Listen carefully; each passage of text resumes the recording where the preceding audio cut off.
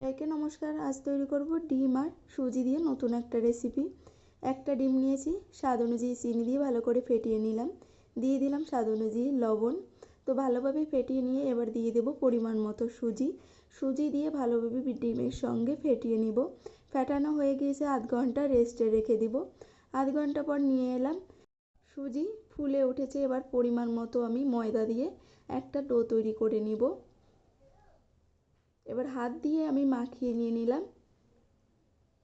তো সুন্দর একটা ডো তৈরি করা হয়ে গিয়েছে। হাতে তেল মাখিয়ে নিয়ে এবার আমি পিঠেগুলো তৈরি করে নিব।